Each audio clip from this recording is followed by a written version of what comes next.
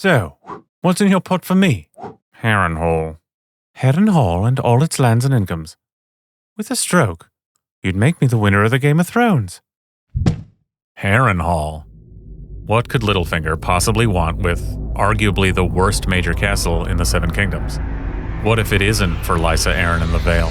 It's not for the Lakeview. Could it be about, I don't know, continental politics?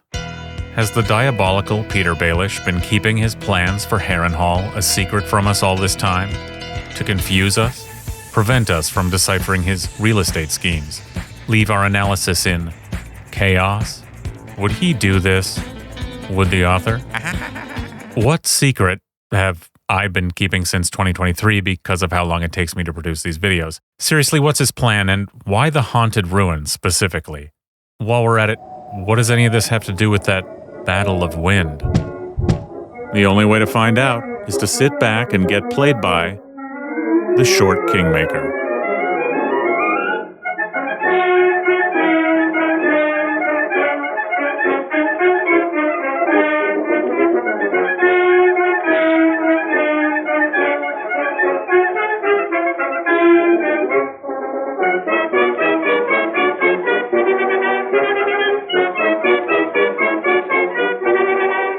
Welcome back, everyone, and thanks for tuning in.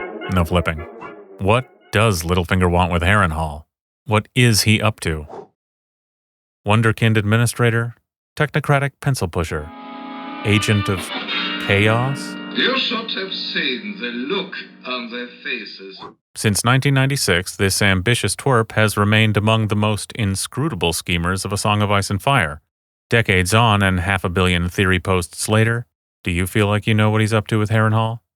I mean beyond his cover story about his marriage, his plans for the mega castle's future in the Winds of Winter. Do you know who he's working for back in A Game of Thrones? Ned, the Lannisters? I mean beyond himself, because aren't they all? Do you feel like you know how he's playing the game and to what end? I mean beyond chaos, the oblique answer for the apparently undecipherable. Do you feel like you've heard it all before? Littlefinger. The gods only know what game Littlefinger is playing, says Rugen the Underjailer. What does he know? On the other hand, Harrenhal aside, if you've seen my Battle of Wind series and are hip to my proposal that Stannis and Mance have only named themselves kings to, rather counterintuitively, better position themselves to get what they want out of bending the knee, you might at least feel like you know what I'm going to say about Littlefinger's grand plans. In that spirit, I won't make you wait while I spin another complicated yarn about Westerosi politics and the value of a king's knee. I'll just tell you now. It seems clear that, in anticipation of imminent Targaryen restoration, Littlefinger is, of course, preparing to crown himself a king! Oh Lord, what? No. Aristocratically speaking, our amiable maven is a nobody. He's an up-jumped striver, a grasping ingratiator. A talented functionary, to be sure, so the bigwigs like to keep him around. But unlike Stannis or Mance or Robb Stark, Petyr Baelish has no claim at all to be king of anything himself. I'm only a poor, corrupt official. Of what use to Aegon VI is the knee of even a temporary, symbolic king whose bannermen resent having him around even as Lord Protector for Robert Arryn, and who, in any scenario where it would come to pass, would rightly suspect him of murdering Sweet Robin, his mother, and Harry Harding. It's politically fruitless and mutually embarrassing for a King Littlefinger to kneel before Aegon. Petyr is playing the Game of Thrones as he himself puts it, but that doesn't mean he has ever harbored the delusion that he himself could sit the Iron One, or even offer a credible gambit to name himself King of the Vale and the Riverlands, nor even the Vale or the Riverlands. He has little Robert Arryn for that. Now that we've guessed with whose throne he'll be playing the game, well, for reasons it may end up being Harry, king for a day or so, who ultimately does the bending before Aegon, and while Sweet Robin yet lives, mind you, but that's a story to keep in mind for another day. What remains is what we can learn from Littlefinger about just what this big Battle of Wind is exactly, and the roles to be played in it by our short Kingmaker himself, Little King Sweet Robin, and of course, Baelish's natural daughter, Elaine Stone. Also his whole plan, what he's really doing in the Vale, and what he truly wants with Harrenhal. And he does want Harrenhal. For some reason. It's a grim, unlucky place, you say. It's a tacky money pit, the other lords mutter. And yet, Littlefinger wants Harrenhal. Ah, and what a castle it is. Cavernous halls and ruined towers, ghosts and draughts, ruinous to heat, impossible to garrison, and there's a small matter of a curse. It's hexed, he insists. It's hopeless to maintain or defend, he protests. Even so, we know conniving, duplicitous Littlefinger wants his name on the title to the least practical castle in Westeros, and wants it all the way back on the night of Robert's death, or thereabouts, because it's Harrenhal he delivers into the hands of the oafish cretin Janos Slynt. Tyrion later suspects exactly this. Before the ink on the deed even dries, it's obvious to everyone but Janos that he will never be allowed to hold the castle. Tywin is appalled that a figure of such low birth has been handed a fief that had once been the seat of kings, as Littlefinger would have guessed. It's an insult to the whole ruling class of the continent. In fact, the reward of Harrenhal for cutting down the direwolf Hand's guardsmen is so obvious a poison pill that the character of Janos Slynt necessarily must be a repulsive, ignorant, low-born, grasping pig for it to be reasonable that he would ever accept it. As Tyrion and Tywin notice, Janos betrays his political obliviousness by his grisly choice of sigil, flaunting his own complicity in the sordid counter-coup against Eddard Stark, friend and hand to the slain king. He openly connects his offensively stratospheric rise in feudal station with a brazenly ignominious act which is better left undiscussed and undwelt on. An act Petyr is keen to keep his own involvement in quiet, even declining to ask any recompense himself. The bloody spear isn't why the upjumped enforcer can't keep the castle, though it hardly helps. The mega-castle as bribe to low-born scum for bloodbath against a great house is the problem. Rather, the new banner of House Slynt is one colorful way Janos demonstrates to us, the reader, how out of his depth he is, that he's dumb enough to have taken what was offered. The whole distasteful affair could never be allowed to stand. Not because the reader would be so incredulous if Janos went on strutting about as a high lord. No, because the scam has to be a sure thing. Petyr wants Harrenhal for himself, not some other castle, as we'll see. Harrenhal. Coincidence or otherwise, Lady Whent has been driven out of it by Lannister forces. All things being equal, it's good feudal politics to give it back if things cool down quickly. She's got the title to it, same as any of the lords of the realm. But just now, in the chaos of blooming war and coup d'etat, the title can be snatched from her, impolitic though the act may be. Petyr can't request it for himself for the reasons of ignominy already addressed, so he arranges for the gormless Janos Slynt to take it as blood money, knowing for a certainty that, one way or another, this will later cause it to become available, laundered of its feudally incorrect stench. Seeing all this even clearer than you or I, Tyrion later reasons Littlefinger must want Harrenhal for himself, and puts that theory to the test. Littlefinger took a moment to adjust the drape of his cape, but Tyrion had seen the flash of hunger in those sly cat's eyes. I have him, he knew. Harrenhal is cursed, Petyr said after a moment, trying to sound bored. Then raise it to the ground and build a new to suit yourself. You'll have no lack of coin. I mean to make you liege lord of the Trident. These river lords have proven they cannot be trusted. Let them do you fealty for their lands.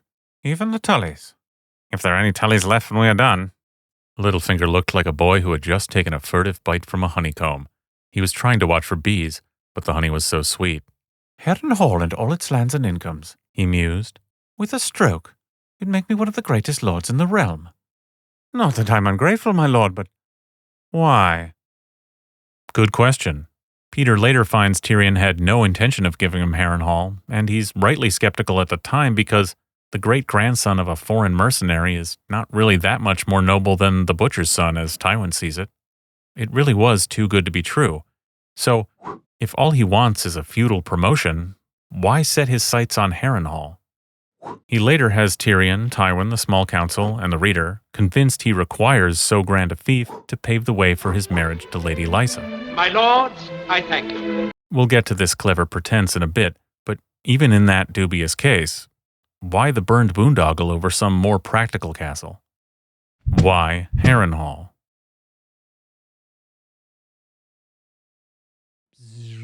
If we want to figure this out or make any sense of what seems like so much chaos, Nitwit. we're going to have to understand at least some of Littlefinger's motivations.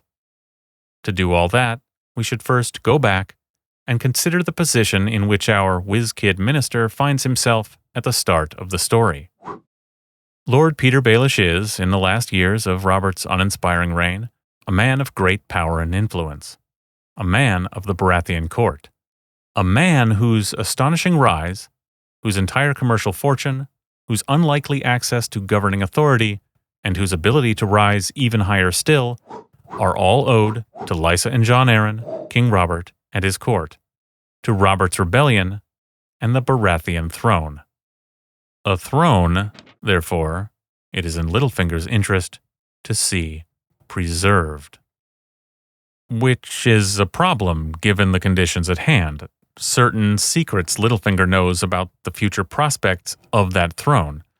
When making his bets on the future, such as what castle he might want to live in, Petyr must factor in certain information he knows from the start of the story, yet of which we do not become aware until much later. In the same book, we know how things go for Robert and the realm by the end, but back before the start of A Game of Thrones, before the direwolf pups, before Dany's wedding, the Baratheon court's prospects are already dire. Robert's supposed heirs are not even his children. Worse, they are likely the issue of a union between his queen and her own brother. Worse still, these siblings are Lannisters, representatives in Robert's court of the principal financial backstop of his rule and a key pillar of the military alliance that brought him to and keeps him in power. It's a looming legitimacy and succession firestorm which threatens to engulf Robert's reign and the Baratheon dynasty. Littlefinger lifted an eyebrow. "Shocking," he said in a tone that suggested he was not shocked at all. "The girl is well, no doubt. So when the king dies..." He knows. Back before the direwolf pups, back before Dany's wedding. Enter Aegon, soon to be the 6th Targaryen, into Littlefinger's view. The view of a man whose astonishing rise, whose entire commercial fortune, whose unlikely access to governing power, and whose ability to protect that which he cares about most, all derive from a court that is rigged to implode at the first spark of dragonfire. Consider the predicament one Petyr Baelish finds himself in on the day he discovers that, contra the assumptions conjured by the laughable figure of the beggar king, Targaryen Restoration is very much a going concern. It's well-funded, it's well-armed, it's meticulously organized, and, almost incredibly, this enterprise has at its heart a carefully occluded heir, the apparent son of beloved Rhaegar, long thought dead and now of age. Grave tidings. News that implies Viserys the Loser Lord has always been a decoy, paraded around to lure the court Baelish serves into a false sense of security, and thus there has always lurked a diabolical plot for Targaryen restoration. Quite enough to make certain courtiers worry. Courtiers with a better grasp on the fundamental weakness of the fledgling Baratheon dynasty.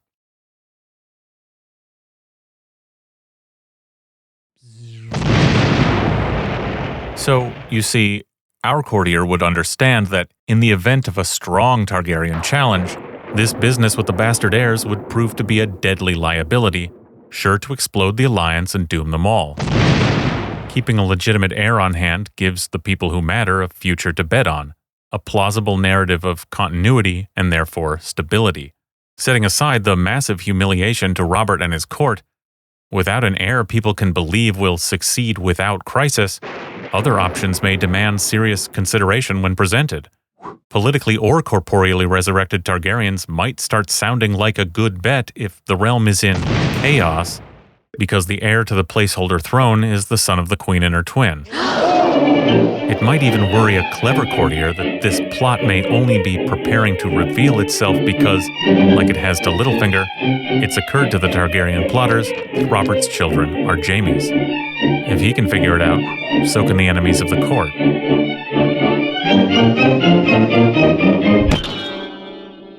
Oh, of course. You want to know how Littlefinger knows? Fine. Dull subject that it is, I'll tell you. But not just now. Keep watching, we'll get to that. However he finds out, this revelation marks a major shift in conditions to which Littlefinger must begin to react in short order, yet of which we do not become aware until much later. Long after Petyr's already taken many, seemingly chaotic, steps to confront it.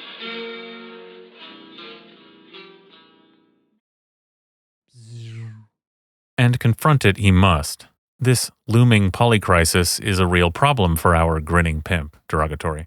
All else being equal, in the event of a successful second conquest, Littlefinger would have to assume that as a principal officer of Robert's court and council, he would likely lose everything he's ever strived for and be lucky to be left alive on his rocky finger. He might be sent to the wall or simply murdered. Even if allowed to flee and left in peace in the Vale, all his commercial holdings in King's Landing or elsewhere would become spoils to be looted. He's hardly getting offered his old seat on Aegon's small council. What's more, as high as he's risen under Robert, none of his self-made power is feudal in nature. He's rich and important, but has gained no great lands and commands no banners. The kinds of power one might hope or angle to preserve in an upset which overturns the monarch at the top, but leaves the class structure itself intact. In a best-case scenario, all things being equal, our industrious little climber would be knocked several rungs down his ladder and then stuck there, his ambitions limited to the heights he could achieve as Lysa Arryn's pauper husband. Desperate possibilities for poor, ambitious Littlefinger. And, it would occur to Petyr, for House Arryn, also heirs to the downfall of the Targaryens. One way or another, Lysa and Sweet Robin are liable to get sold down the river by the Royces or somebody if the stag falls to the dragon. But Moonman, I hear you wondering. Didn't you imply that Littlefinger was, like Stannis, banking on submission to Targaryen rebirth, giving his own knee and Sweet Robin's falcon crown up to Aegon? Yes, I did. And yes, he is. But that was later, and this is then. He's allowed to change his mind, and don't call it chaos. Devious and forward-looking as Littlefinger may be, any attempt by someone so tied to Robert's court and council to somehow switch sides and back the dragon is bound to be a wild and complicated long shot. I, for one, welcome our new Targaryen overlords. Sure, Stannis hatches a plan to do just that, but it's kind of crazy. The thing is, at that point, the Hail Mother play is all he's got left, as far as he sees. And he's right. By then, much later on Dragonstone, he's otherwise doomed. Littlefinger, if he has any sense, will also wait until he's thoroughly doomed before too hastily committing to any speculative and convoluted plan to use Robert Arryn's knee to get his hands on Harrenhal, I guess?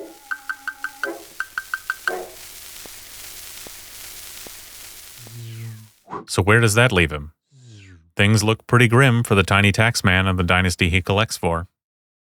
Yet, there sits Robert, the man who held the realm together in the face of Targaryen collapse and the idea of whom, at least, has kept it together for 13 years. And here, at the left hand of his king stands Lord Petyr Baelish, with the will and ability to act. His castle, after all, is founded on Baratheon sand. It's not so easy to kick it over and build anew, even if the dragon threatens to crash on the Baratheon beach like a great wave. His position at court, therefore, simultaneously imperils him, constrains his options, yet also affords him tremendous leverage by which to affect the outcome, power by which to try and stem the tide.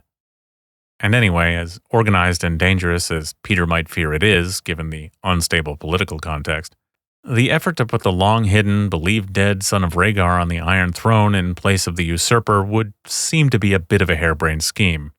Even if it is Aegon himself, that's a tough sell. The kid's dead.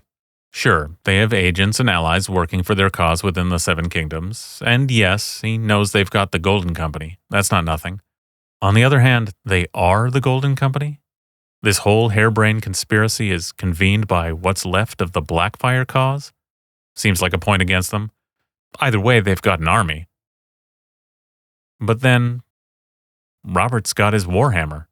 The king's a swinging dick. Westeros is a society based on institutionalized hereditary warlordism. It's made for war.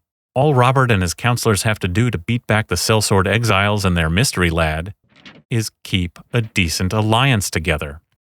Littlefinger's best bet His only reasonable bet at the start of the story is to preserve all that upon which his personal power, his interests, his future are built. He's got to fortify Robert's reign before the moment of crisis comes. As Robert's counselor, he's in a position to try to do just that. The board looks bad for Robert and for Littlefinger, but the game is not over, and Lord Petyr remains poised to make big moves to achieve the most potent potential improvement to the chances of the Baratheon alliance. Getting rid of the Lannisters. For Robert to keep his throne, the currently inevitable legitimacy crisis must be averted, and keeping it a secret is not a bankable option. Robert's marriage to Cersei must be ended, peacefully if possible, with beheadings for treason if necessary. He must have a new queen and, as soon as is practical, a new heir, so the Lannister bastards may be disinherited and Robert's reign reconsolidated. And all before the dragon descends. And isn't that exactly what Petyr Baelish seems to be doing for most of A Game of Thrones? Not by himself. He can't himself alone move against Cersei. You're going the wrong way, Stark. Come with me. Littlefinger needs Ned. He needs Ned in King's Landing as the King's Hand. It's no coincidence that his message for Ned, via Lysa's coded letter to Cat, is delivered shortly after the King's party arrives in Winterfell and Ned is offered the handship. Nor that this or the next allegation Baelish makes to the Starks are against the Lannisters, who Petyr must recruit Ned to confront. Why should Tyrion Lannister want Bran dead? The boy has never done him any harm. Do you Starks have naught but snow between your ears? Littlefinger asked. The imp would never have acted alone. Nor is it random that these accusations of murder will lead Ned not only to come south and take power as Hand, but also to restart Stannis and Jon Arryn's project of assembling politically salient evidence that might allow them to make a final break with Cersei and her illegitimate kids. Later, it's even Littlefinger who keeps Ned in King's Landing when he rage quits and is making plans to bounce. And I won't even tell the Lady Catelyn. But we don't have time to navigate all the ins and outs of Littlefinger's helpful anti-Lannister, pro-Baratheon moves in this period. We do have time on Moonman's Patreon feed where you can support the creation of these videos, and incidentally the life of the mostly unemployed theorist behind the curtain, and get access to hours of thoughts and theories in podcast form, including a coming discussion of parts from a much longer version of this script about our quasi-bourgeois bureaucrat on exactly this topic and more. Consider supporting today. Anyway, there's Littlefinger, for most of the book, working diligently to save Robert's rule, and things closer to his own heart, by first recruiting and then assisting Ned in the cause of getting rid of the Lannisters. Then, conditions change. The contingent becomes the overdetermined. King Robert, unique of his name, usurper of the Targaryen throne, abdicates to a pig. He absconds with the sum total of Baratheon legitimacy, leaving only blonde oblivion in its place. Chaos reigns. Robert is dead, and so too, in this very moment, is the Baratheon dynasty. The dragon is ascendant. Tough luck for a guy whose fabulous rise to power was all based on service to the stag. This is that moment of doom we talked about. Stannis feels it too, he just hems and haws a while before deciding his course. Not Littlefinger. Well, personally, Major, I will take what comes. Lord Petyr improvises in the moment, even as conditions shift wildly around him. Did I mention Robert Baratheon is dead? Now that's chaos. Littlefinger and Stannis would well understand that the Baratheon throne will not survive a Targaryen assault without Robert. Certainly not after the inevitable and humiliating revelations about his ersatz children or the devastating succession war which begins this very night, despite what certain Knights of Summer believe. Littlefinger knows his power to save this fawn of a dynasty from the lion and the dragon has evaporated. His plans to preserve all that which he cares about most turned to mist, blown away on the shifting wind. The conditions have changed. All else being equal, he's doomed.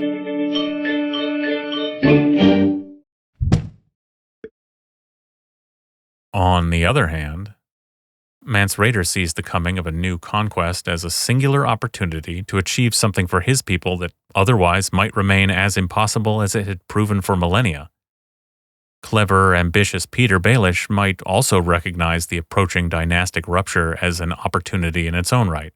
In this way, political upheaval, change itself, the chaos not emanating from Littlefinger but hurtling toward him may be, in some way, a ladder. A shaky one, mind you, a climb best avoided when more prudent stairs were available. Indeed, had Robert lived and had Petyr and Ned managed to jettison the Lannisters in time to stand at their king's side as the Dragon Boy was squashed, Littlefinger is sure to have landed himself a major castle once belonging to some traitorous house who made a bad bet and flew the dragon banner. God forbid not that dumb Harrenhal. Proficient and non-threatening as he is, he's liable to have one day ended up as hand to the son of Robert and Marjorie Tyrell. But that staircase is now as busted as Robert's ribs. He can no longer prevent Targaryen restoration, so he must survive it and make the most of it. No easy task, yet it may seem to Littlefinger, as he learns of Robert's imminent demise, that there are yet a few madcap, convoluted long shots open to him. So what does Petyr decide, and when does he decide it? Well, he has to zigzag a bit on that fateful night. Firstly, even the plan he pitches to Ned to back Joffrey with Ned as regent is likely about them both together being in a position to sell Joffrey out later on down the road. He says to Renly he's thinking of the Targaryens at the gates. His opposition to Stannis is probably more about assuming the bald brother will fight and lose to Aegon than avoiding a war of vengeance on the great houses. But we have more time for all that over on the Patreon. Instead, Littlefinger seems to have been genuinely convinced that at least temporarily backing Ned's coup for King Stannis was still a safer bet for surviving Aegon's now inevitable victory than, say, a convoluted play to gain Harrenhal from the Lannisters, for whatever reason. Lord Slint does later claim to have been offered Ned's gold, and Cersei seems to recall it was Sansa, not Littlefinger, who first came through in the clutch. If Petyr's thinking he might be able to convince his pal Stannis to bend his knee to Aegon as king, he's right. But whatever he's thinking when he says goodnight to Ned, maybe the Stannis plan just gives him time to figure out the rest. Ned ultimately saves him the trouble of really having to choose once and for all between Ned and Harrenhal for some reason. Renly had the right idea. They have to act fast to overpower both the Lannister retinue and the inherent presumption that Cersei will ascend as Queen Regent to King Joffrey. Ned may have truly convinced Littlefinger to back him and Stannis against the Lannisters. After all, Petyr's been trying to help Ned save the stag and disinherit the lions all this time. But in the end, Ned, making the mistake of his life for the second time in an hour, fails even to ask for his plan to secure the throne for Stannis Baratheon to be executed immediately. Robert is all but dead, Ned has already tipped off Cersei, yet Littlefinger leaves Ned's side, having agreed to help him take the castle sometime the next day. You wear your honor like a suit of armor, Stark.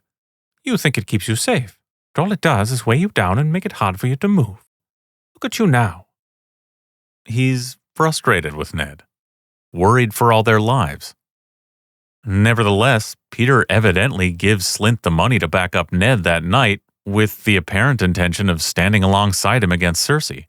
But for a quick thinker like Petyr Baelish, options remain ever open.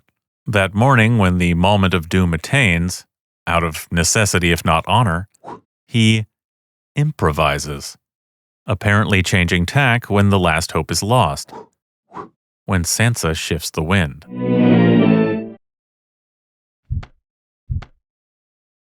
But Moonman, I hear you questioning. Even if Littlefinger is with Ned right up until breakfast, that only makes it possible that Sansa's indiscretion with Cersei could have doomed her supposedly not yet doomed father. That doesn't mean it adds up that Sansa could have affected Littlefinger's political calculations. We ought to take a moment to talk about this. If, on a close reading, it doesn't make sense to us that Sansa is somehow truly responsible for her father's downfall, that is ultimately because it doesn't yet make sense to Sansa, and for good reason. Her brief recollections 48 hours later with Cersei are all we, the reader of A Game of Thrones, hear of the otherwise off-page conversation which takes place, unknown to us at the time, immediately after Sansa storms out of breakfast with Dad, Sis, and Septa. The later scene of her post-coup interrogation by the Queen and Council strongly insinuates to the reader that Sansa's betrayal of her father's trust has somehow, by divulging his plans, precipitated Eddard's failure against Cersei. But even as Cersei implies this, Sansa is overcome by guilt not about Eddard's arrest or the murders, but, crucially, about her own breach of ladylike protocol. She never gets it. And on a close read, we can empathize. She's never, in her limited perspective which we share, given any information which would convince her she's at fault. The author prompts us to infer, even feel, that she's somehow to blame, and from within her own point of view, yet hides this revelation or the details from Sansa herself. So, on that close read, when we notice the causation doesn't add up, it's because the author is withholding the real reason. From Sansa. While the impression of her responsibility has been established, it remains vague so that it may remain to be clarified later to Sansa and ourselves just how she was the cause of the downfall of House Stark. No, not by revealing to Cersei that Ned means to send his daughters away. Although, from Cersei's perspective, the context that he himself means to remain and thus challenge Cersei rather than leave town and move on with his life, even though he bafflingly hasn't done so all night, is the first important breach. But it's not enough, is it? Because Cersei doesn't have the juice. There's one other key bit of intelligence Sansa likely leaks, only barely hinted at thus far. Not so much left in clues to be interpreted by even the closer reader, but merely foreshadowed to be paid off long down the road. A certain notion Sansa was reminded of just as she stomped out of breakfast. An encouraging thought she soon likely expressed, off-page, to the Queen from whom she was seeking intercession against her own father, perhaps offhandedly by way of excusing this desperately unladylike act of defiance. A tidbit regarding Lord Petyr, Master of Coin, to be expressly recalled only later on in the story when she's reminded of it by the man himself at such a time when, inevitably, Elaine confronts her mentor with what she's lately learned of his conduct on the fateful day of the coup. A slip which would have given an apparently friendless, surrounded Cersei the slim hope that one Petyr Baelish, erstwhile protege of Jon Arryn, known friend to Catelyn and presumed ally to Eddard Stark, and master of the Gold Cloaks, may not, in fact, be altogether satisfied with Ned's policies as hand, particularly where it concerns confrontation with House Lannister. I know it was wrong of me to have come in defiance of my Lord Father, but after all, sweet Queen Cersei, troubled young Sansa probably pleaded, ashamed. Even Lord Petyr said, some of my Lord Father's decisions could do with a bit of questioning. We'll tease this out in more detail some other time, or already up on the Patreon. For the time being, what matters is that this narrative we've discussed up to now attempts to make sense of Littlefinger's baffling goings-on in A Game of Thrones. The trail is faint for its secrecy, tainted by Ned's mistrust, and all but washed away by Petyr's own eventual treachery. But its last faint impression is revealed again when Tyrion spots a Targaryen prince. More or less. All occult sovereigns considered, the way I see it, up to the moment of Robert's demise, Littlefinger is working, for all his reasons, to preserve Baratheon rule by resolving its most destabilizing contradictions against the coming onslaught of Targaryen resurgence. He's on Robert's side as much as anyone is on anyone's side in the politics of the Seven Kingdoms. Only when the board flips, when Robert meets his end, does Littlefinger flip himself. But even then, he's still on Ned's side that night and into the morning, looking for ways to survive Baratheon downfall in which he and the Starks help each other to come out ahead.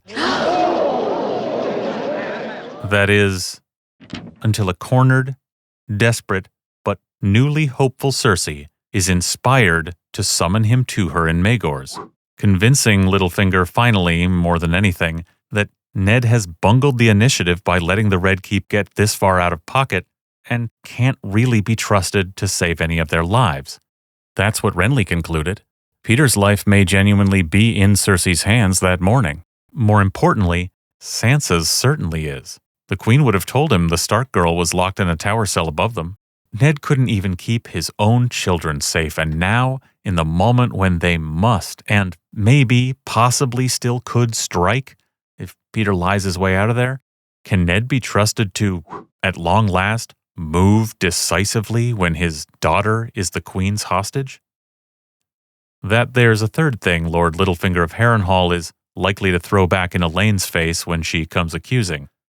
Sansa's childish caprice, by leaking that Ned is sticking around, getting Petyr summoned for an ultimatum, and getting herself taken hostage, did proximately, if not say morally, doom her father. And nearly herself and Littlefinger for the bargain, Petyr will be in a position to convincingly, truthfully argue.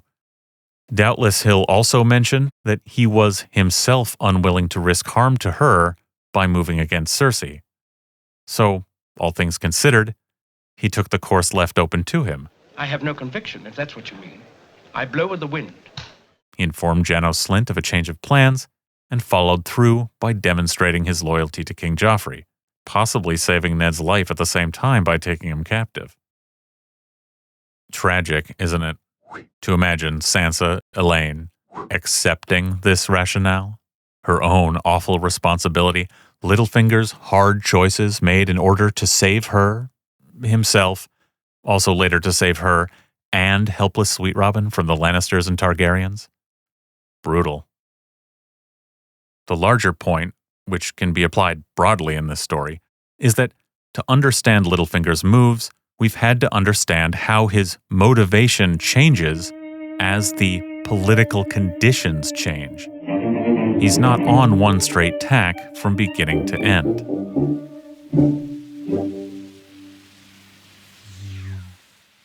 So, what new course does he set?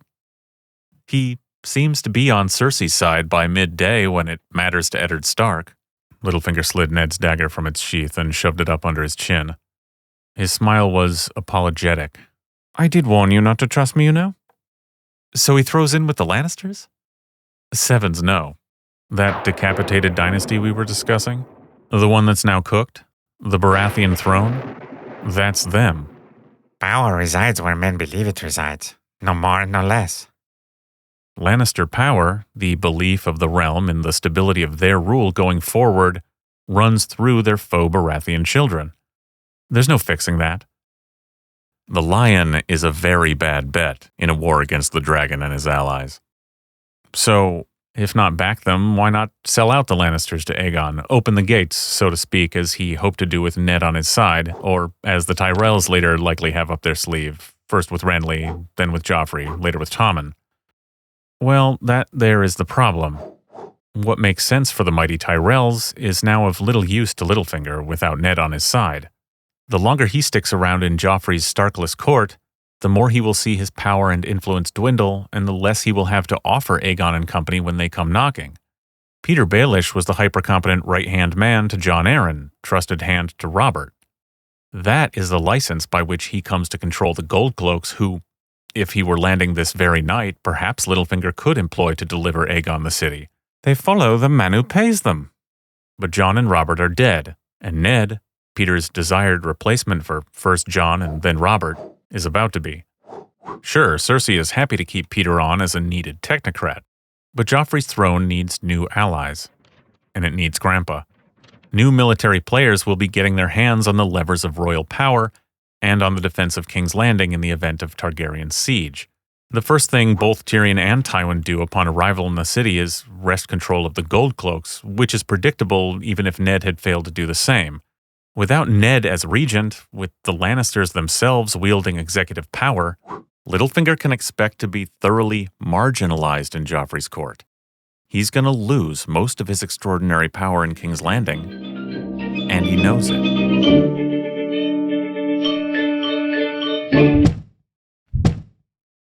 What is little Petyr to do?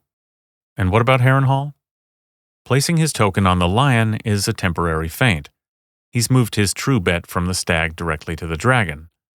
But it's not enough. Now Littlefinger must also change his very position on the board.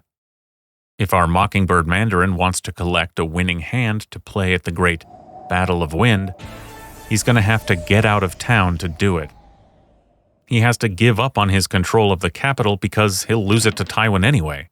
If he wants to preserve any of what's his and rise even higher still under the dragon's wings, he has to be able to offer things to said dragon which no one else can. Things that, therefore, aren't in King's Landing, where his position now erodes under his feet.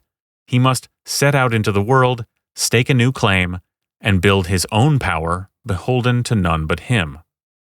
He will do so by quitting Joffrey's court for the embrace of Lysa Arryn in the Vale, where he will assume power which he will also soon lose, in this case to young Sweet Robin when he comes of age, if not sooner. But we'll get to that. In any case, he's got to run. But he's not about to leave town empty-handed. Not only did the Lannisters come out on top against the honorably complacent Eddard, it was also they who had forced Lady Went into flight. This moment of Lannister crisis, Ned's hopeless coup, is a unique opportunity to gain control of arguably the worst castle in Westeros, if you're into that sort of thing, and for moving against Ned, later bringing the Tyrells on side, and for privately confessing at least a portion of Lysa's love for him, Lord Tywin eventually bestows it on Littlefinger. Yes, it's true. Petyr's ascension into Megalord and his marriage to Lady Lysa are contingent moves.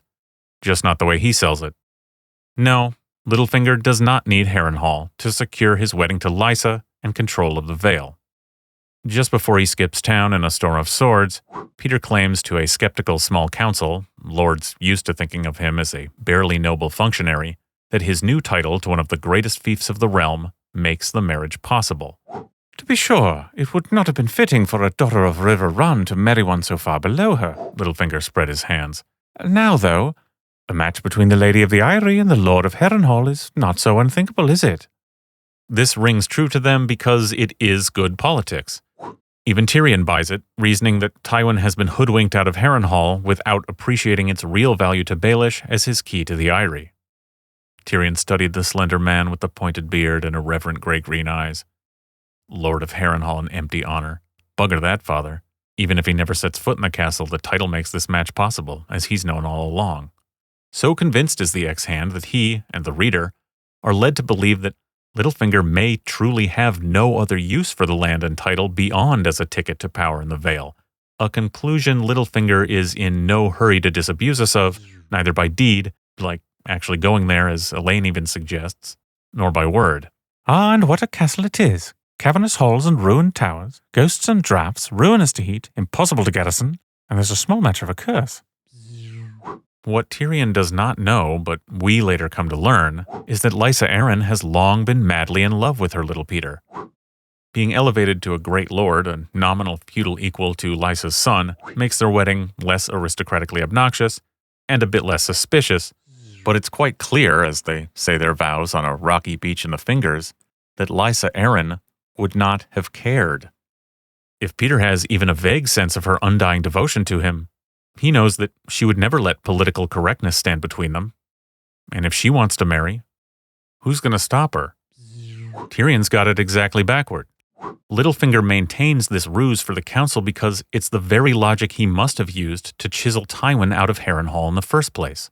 Tywin and Kevan already know Littlefinger can bring the Vale into the king's peace, that Lysa would happily marry him, because Littlefinger has clearly already told them so. Not after he lands Harrenhal, as Tyrion frets, because, like the council and ourselves, he's hearing about it in that order. Rather, both are part of the same hard sell. The wedding scheme is how Littlefinger must have pitched Tywin on naming him, lowborn Lord of Sheepshit, the new master of Harrenhal, erstwhile Seat of Kings. Tywin hasn't been fooled into handing Littlefinger the keys to the Vale. He's agreed to fork over those august keys as Petyr's reward because bringing the Vale to heel is worth it for the moment, and Petyr's power in both locales would seem to be limited and momentary. Tywin has been hoodwinked. Tyrion got that part right. Littlefinger lied to him about needing the crown to first grant him so grand a domain as Harrenhal in order to pull it off. He's a tricky little scamp, though I wouldn't call it chaos. The opposite is true. It's actually offering to marry Lysa and take power in the Vale and the attendant lie, which secures for Petyr his paper claim to Castle Harrenhal from the stingy hands of Tywin Lannister.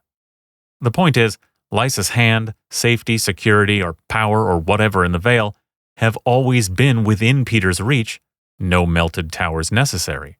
The only thing Baelish needs to pursue a future at the Eyrie is a reasonable interval following Jon Arryn's death. He needs nothing else from the Lannisters to carry out his plans for Sweet Robin's quivering crown. He doesn't need Harrenhal. For that.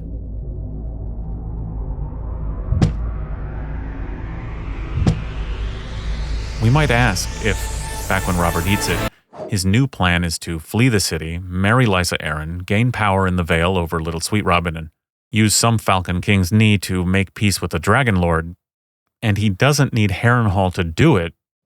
Could he not just decamp King's Landing on Renly's heels and head for the Eyrie? Having merely abandoned but not personally double-crossed Ned? Yes. That is, once Ned went to bed and Sansa got up early, foreclosing plans that might have preserved Petyr and Ned's power in the city. He could make that deal. But he doesn't. He doesn't want to. Rather than abscond that morning to safety in Lysa's embrace, he stays and puts a knife to the throat of his doomed ally in the effort to save Robert for Harrenhal. He delays, remains in the capital as his own power there wanes, play-acting the part of the loyal, grasping Lannister lackey for Harrenhal. Indeed, later in A Clash of Kings, when Tyrion first teases the spooky ruin, the next thing out of Littlefinger's mouth is his plan to leave the city post-haste. Later still, it's immediately after saving the throne by brokering the Tyrell alliance, within days after finally earning a public reward, a castle, for all his service, that Petyr seems to have revealed to Tywin that he himself, plus a big title, are all that is required to bring Lysa and the Vale of Arryn back into the king's peace, no royal ward necessary. He was sitting on that for a while. He certainly didn't volunteer it back when Tyrion had offered him Harrenhal and a Lannister princess of his own accord. He settles for the former from Tywin, and the instant the deal is done, when he's gotten the thing he really wants, needs out of the Lannisters, for some reason, he's in such a hurry to get out of town that he claims to sail on the very next tide on a ship he's had waiting on him in the bay. Having saddled the Lannisters with the Tyrells, who he must at least suspect will sell them out to Aegon when the time comes, is a nice bonus that works in his favor.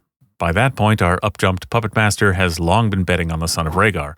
It would be a shame to go to all this trouble and be wrong, so he puts his little finger on the scale, and the gesture may even be appreciated someday. But he stuck around for Harrenhal.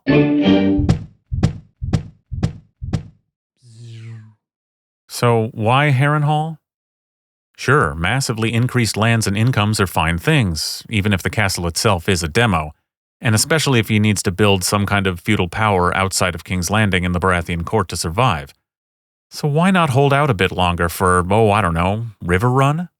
Would Walder Frey have balked at Harrenhal as payment for the Red Wedding? He's a toll booth operator on a country road. And by the time Petyr asks Tywin for Harren's folly, there's a war on.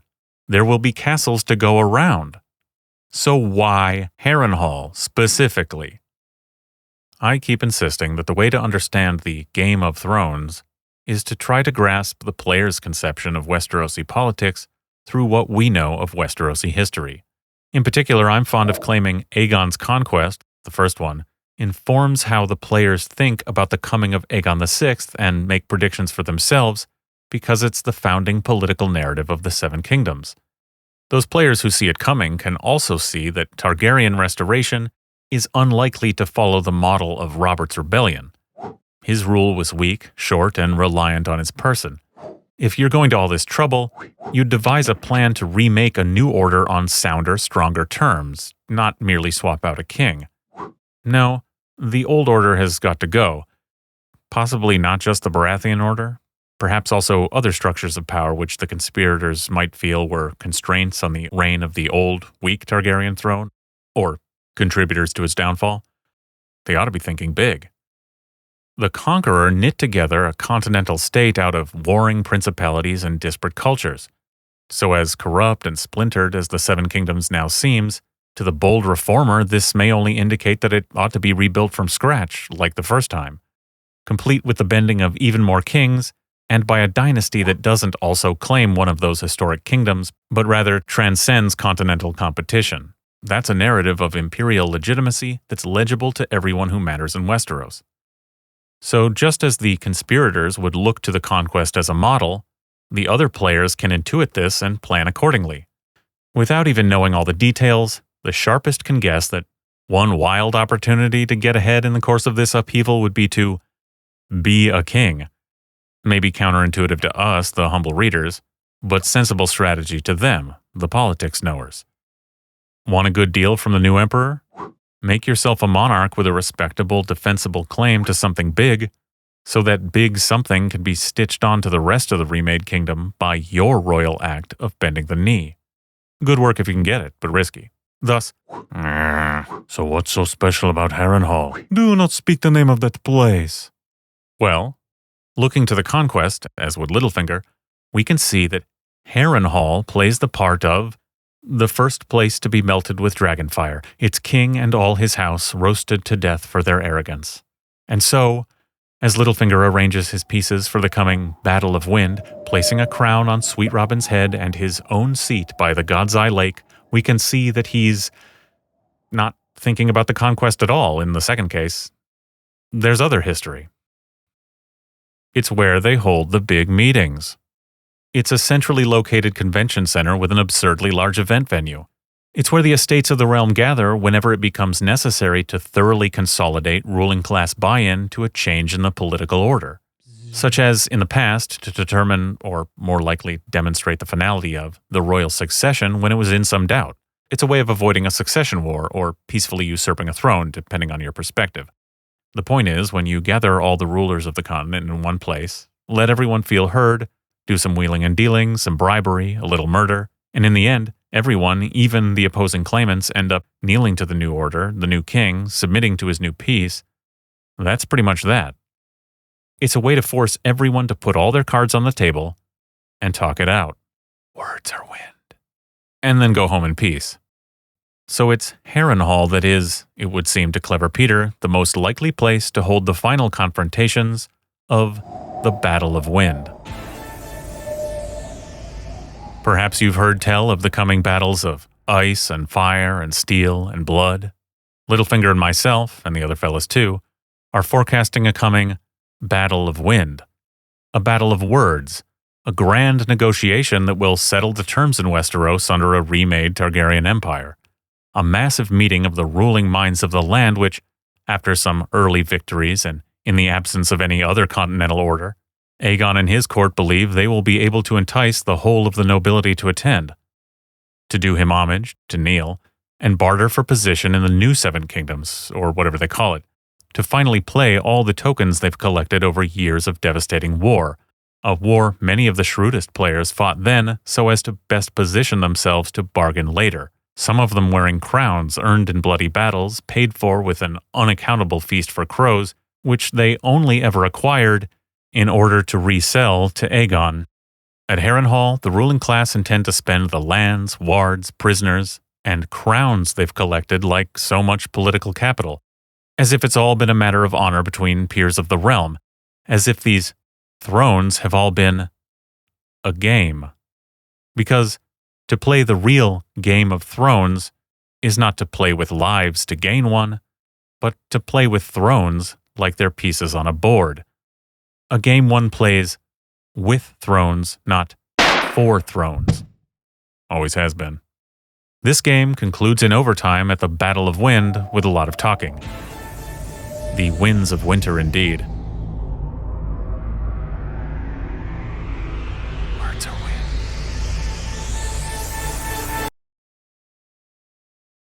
So, what's Littlefinger got to say about it? He must somehow parlay his hard-won gains under Robert into some position of power that will set him and his interests up for advancement under the new Aegon Imperium. Anticipating the desire on the part of the Redeemers to make deals for crowned knees, Littlefinger has put himself in a fantastic position to negotiate a big one. Marrying Lysa and ruling as Lord Protector in the Vale is, of course, a potentially strong move for its own sake, if temporary, just as is being made the potentially rich and powerful absentee Lord of Harrenhal, if tenuous. But Littlefinger needs one to secure the other. He doesn't need Harrenhal to get the Eyrie. As we've discussed, he needed to lie about needing all those fireplaces in order to marry Lysa, in order to get his hands on all those fireplaces, and not the other way around.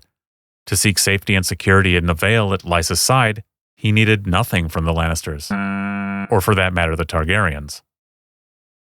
On the other hand, all else being equal, the incoming Aegon court will have absolutely no reason to pay any heed at all to Littlefinger's fresh new title to Harrenhal, granted to him by the Baratheon Lannister usurpers. He may yet finally take control of the castle before Aegon arrives, but it's as undefendable as his claim to it is indefensible. Aegon and friends are going to be shaking up a lot of the titles of the realm, settling old scores, rewarding loyal allies, and installing many a Golden Company captain in the halls of those lords with whom the new regime has irreconcilable differences. To protect his newly elevated station, his vast lands, his commercial empire, the people he cares about, and his more ambitious plans for Harrenhal specifically, our insidious fishmonger has to be able to offer a deal. A deal Aegon can't refuse. And when you're coming from behind, not content with anything but spectacular victory, including confirmation of your ownership of the draftiest castle in Westeros, for reasons that are still not totally clear, the deal has got to be big.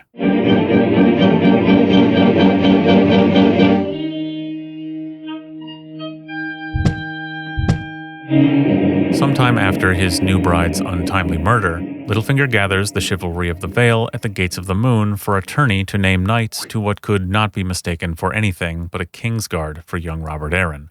This is certainly a prelude to breaking with Tommen's Iron Throne and naming young Robert king, reclaiming the birthright of his ancestors at a moment when the legitimacy of the Seven Kingdoms as a viable political project is at an all-time low, so it's a plausible pitch to the Vale Lords. He might even be so bold as to have someone accuse Cersei of the murder of Jon Arryn, which would put the Vale Lords in the position of being exactly as aggrieved as were the Northern Lords when they hollered that Robb Stark was king in the North. And the realm wasn't a shambles then. However it's done, Baelish plans for Sweet Robin to be named king of the Mountains and Vale, and maybe the Riverlands too. If our sleazy wheeler-dealer can get the Vale Lords fired up for King Sweet Robin, he might be able to get them to go conquer the war-torn Riverlands in his name. And as victorious regent, Lord Petyr will be in control of an awfully big piece of the pie to sell to Aegon. Crucially, a piece he knows he was always going to lose anyway when young Robert comes of age, even if Lysa had lived. In exchange for the fleeting tokens of his expressly impermanent deal with the Lord's Declarant, the disposition of the tiny royal Niet temporarily rests in his control, and a shiny falcon crown, Lord Petyr Baelish will bargain for what he really wants. Recognition by Aegon of his otherwise flimsy claim to Harrenhal, of course, presumably the fealty of the Riverlands too, and perhaps his other holdings, feudal and commercial, not to mention the lives of him and his little family. From a certain myopic angle, this deal would be a bit of a rug pull for poor Sweet Robin, momentary king of the mountains, Vale, and Trident. He's already lost the Gates of the Moon, probably more to come. Think he'll harbor any adolescent resentment toward his father figure? Anyway, for now I hope it's clear that in the case of a successful Targaryen restoration, it will be Littlefinger's marriage to Lysa which will first have convinced the Lannister camp to give him Harrenhal, and will later, in the Winds of Winter, allow him to make a deal with the Aegon camp to keep it. Not the other way around.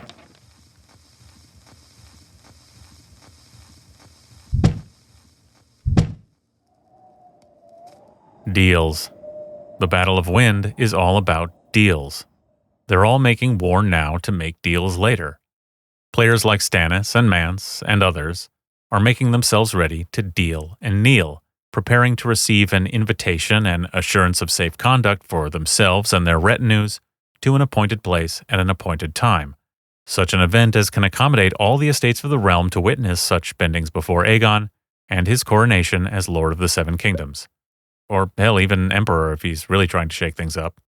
It may be up to the imagination of every Lord of the Realm to decide whether they believe that all the claimants to the various thrones are going to gather in good faith to hear out the voices of their peers, or that this is all a grand pageant to celebrate a pre-negotiated outcome, with certain bargains and bendings worked out in principle ahead of time.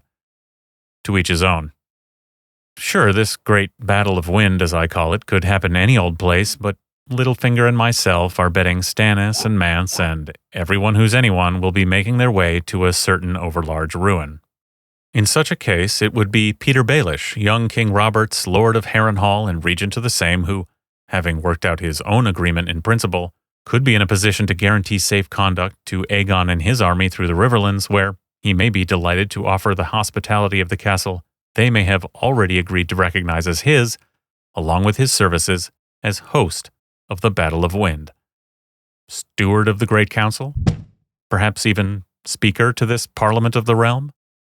So many lords, ladies, and knights, so many accommodations to arrange, so many meals to prepare, so many messages to deliver, such a commotion to orchestrate, and who better to oversee it all than the brilliant and amiable administrator who happens to be the host of this continental concert? Who better to assist him than the lately legitimized daughter he's been grooming for just such a political enterprise? One should never let the enemy know when he's being observed. The clever and capable Elaine Baelish. I'm tempted to say this is no game we play, daughter. But of course it is. The Game of Thrones. So many title disputes to settle, so many lands to divide, so many wards and prisoners to exchange, captains and allies and bannermen to reward. So much giving and taking, so many winners and losers, so many votes, or rather, knees to secure. Who better to act as whip for Aegon, massaging the deals, brokering the bribes, than the proven diplomat who happens to be the major domo of this great hall? I flatter myself that I'm not unskilled in negotiation. Who better to help him scheme and spy than the precocious infant honeypot whose fascination with just such chivalric pageantry birthed the inspired idea for Sweet Robin's winged knight Kingsguard? With my wits and cat's beauty, the world will be yours, sweetling. What better way for a man of Petyr Baelish's talents and ambitions to engineer for himself a place of tremendous power in the new Targaryen order than by sticking his little fingers in every pot and plot? And how better to insinuate himself into any and all dealings in this vast negotiation than by facilitating it in the first place? Why not have himself elected Speaker of this Great Council of Year Zero, becoming indispensable to the new regime's hold on the continent, while personally composing the fine print of the new terms to rhyme with his own song?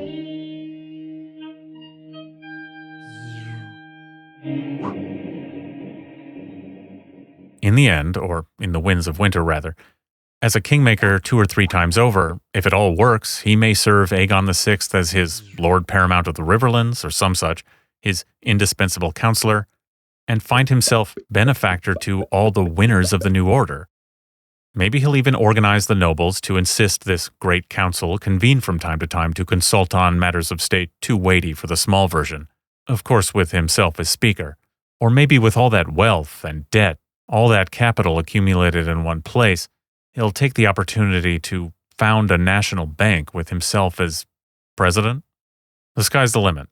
This Congress at Harrenhal could make him a Machiavelli to Aegon, a Metternich to the continent, perhaps a Hamilton to emergent Westerosi capital. Who knows, maybe even a Thomas Cromwell to the faith? He could rise high indeed.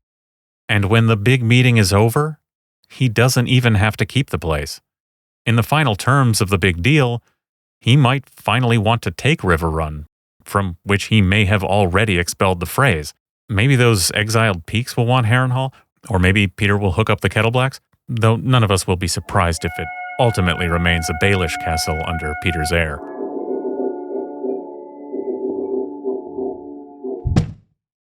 That is why our clever, patient, forward-thinking improviser has had his eye on the Hall of 100 Hearths, at least since it first occurred to him that Baratheon rule was doomed and Targaryen restoration overdetermined. Since Robert's death. Perhaps it's Littlefinger's talent for quick thinking as conditions change, improvisation, switching sides at the dandy flap of a cape, that leads us to misinterpret him as an architect of chaos when he merely thrives on it. We assume he brings the flood just because he sees it coming or, at the last second, finds a way to float above it. No wonder it all seems like chaos when his elaborate machinations in the Vale are, at least as far as his ambition for personal power goes, comically, just a necessary detour. When we see him building a power he cannot possibly hold, all to secure what looks for all the world, save Jenna Slint, like a poison pill. We can only identify the order in Littlefinger's actions when we identify that poison pill as the site of the future of power in Westeros. Imagine it. All those kings, Stannis first, bending before Aegon and lending their knees and the knees of their factions to their young new overlord. The coronation, the weddings, or wedding? Will Aegon marry all his brides at once, or one at a time, I wonder? Will Dany show up in time to crash the party, landing on Dragonback in the Flowstone Yard? Perhaps to celebrate with her long-lost nephew, at first? What do you think? Tell me down below.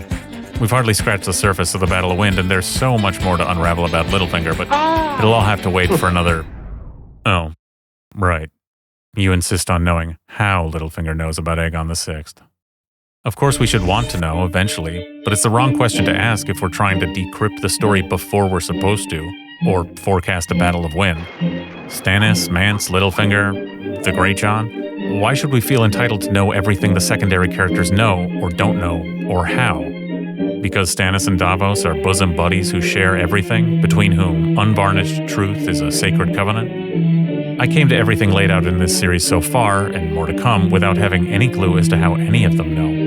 If I had gotten hung up on that from the beginning, we might not even be here. So I'm reluctant to tell you now. If I reveal how I think Stannis knows, this will become the Stannis knows about Aegon because of X theory. But it's not. The Battle of Wind is about rethinking the politics of A Song of Ice and Fire and integrating the late revelations of A Dance with Dragons into our understanding of this intricate political drama from the beginning. It's about rethinking the meaning of the title itself. And anyway, how Stannis knows is a whole can of worms for later. I'll tell you what I've told people in the comments since before I figured it out myself. A guy came and told him. But I did promise to tell you about Littlefinger. Just promise me you won't go around saying something ignorant like, Moonman's new theory is that Littlefinger heard about Aegon from the Kettleblacks. See? It's boring. And it's not the point. The point is that everybody's going to do a deal with Aegon, and Littlefinger has schemed to get his hands on the castle where everybody gets together to do deals. That's how we know he knows. Or how we can guess, anyway. Oh, right, the Kettleblacks. Whatever their real name, Petyr and the fellas go back a long way.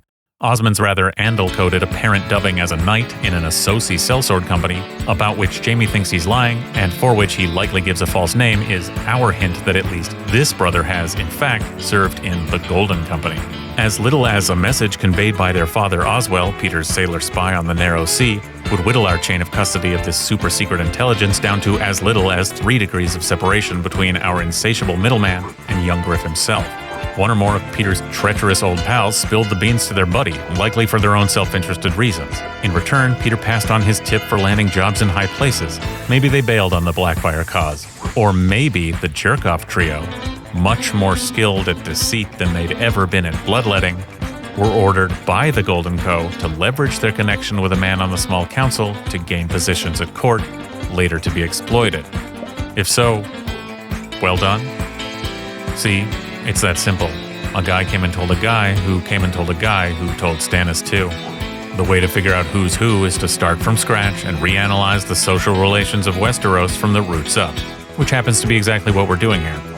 You know what the buttons do. Leave a comment down below if you've already figured out where we're going in Part 5 of Moonman's Stannis, That Peach, and the Battle of Wind. Or just watch it next. Thanks for obsessing over the politics of a fictional realm with me. I'm Greg, aka Moonman, and you are probably not buying any of this.